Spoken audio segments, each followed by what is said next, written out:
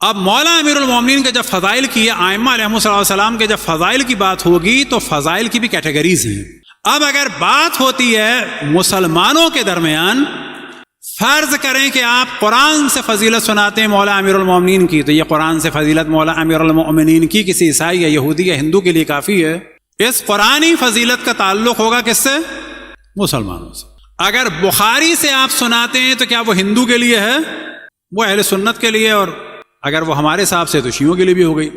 अगर आप उसूल काफ़ी से कोई फ़जीलत सुनाते हैं मौला अमीरुल मोमिनीन की, तो वह अहले सुन्नत के लिए है ना, वो शियों के लिए होगी, क्योंकि वो हमारी किताब है। तो सवाल ये पैदा होता है कि अगर आप किसी नॉन मुस्लिम के पास हैं तो क्या फ़ज़ाइल सुनाने रसूलुल्लाह सल्लल्लाहु अलैहि वसल्लम और अहले बैत के नहीं सुनाने?